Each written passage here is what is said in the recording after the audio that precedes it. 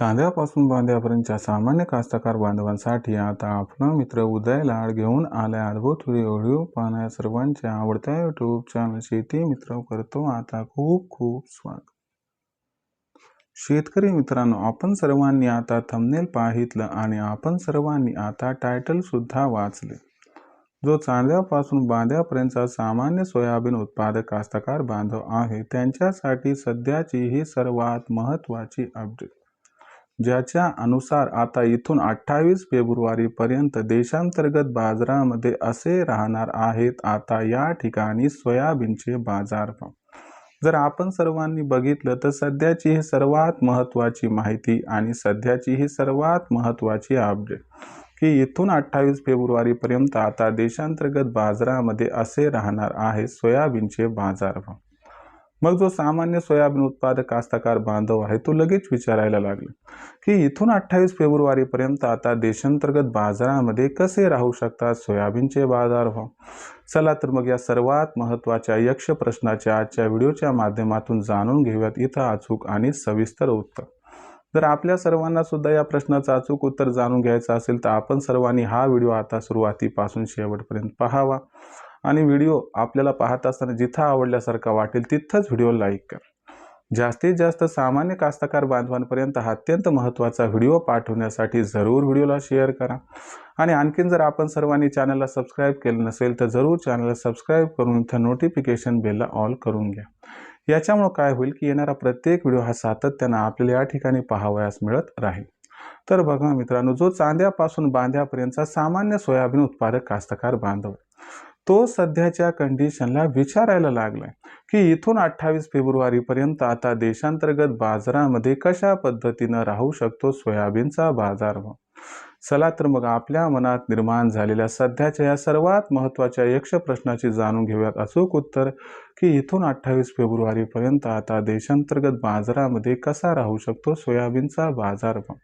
इथून 28 फेब्रुवारी पर्यंत सोयाबीनचा बाजारभाव कसा राहू शकतो हे अवलंबून आहे सोयाबीनच्या मागणी पुरवठ्याच्या स्थितीवरती आणि देशांतर्गत व आंतरराष्ट्रीय बाजारात घडणाऱ्या घटनांवरती.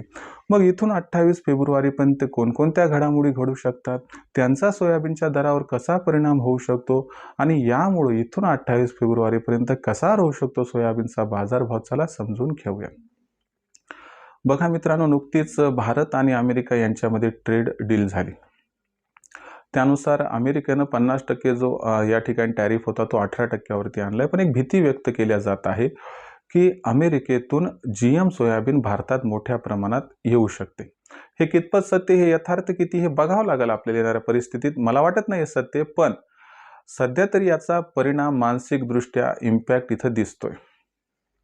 यामुळे सोयाबीनच्या दरात तेजी जी येऊ लागली, ज्यामुळे सोयाबीनचा भाव 6000च्या दिशेने जो आगेकूच करू लागला त्याला मात्र इथं ब्रेक लागलाय आणि मला वाटतं हा ब्रेक 28 फेब्रुवारीपर्यंत कंटिन्युअस राहील. म्हणजे इथून 28 फेब्रुवारीपर्यंत काही विशेष हालचाल सोयाबीनच्या दरात होणार नाही. भले सोयाबीनची मागणी खूप जास्त आहे, पुरवठा कमी आहे, तरी देखील इथून 28 फेब्रुवारीपर्यंत सोयाबीनचा भाव मे बी 50-100 वाढेल किंवा घटेल, यापेक्षा जास्त काही फरक पडणार नाही. म्हणजे सोयाबीनची जी दर पातळी सध्या 5200 ते 5500च्या दरम्यान आहे, तर ही दर पातळी आपल्याला बहुधा 5100 पासून 5700च्या दरम्यान दिसू शकते. म्हणजे खालच्या स्तराला सोयाबीन 5000च्या खाली येणार नाही आणि हायर ठिकाणी विचार केला तर सोयाबीन काय 6000च्या वर जाणार नाही. आता प्रश्न इथं उद्भवतो की मग विक्रीचं काय करायचं, तर काही टेन्शन घ्यायचं नाही. 6000 भाव जरी सध्या होणार नसला तर भविष्य सोयाबीनचं उज्ज्वल आहे. सोयाबीनचा भाव 6000 पक्का होणार आहे आणि भविष्यात 6500-7000 पर्यंत सुद्धा पावसाळ्यात जाणार आहे.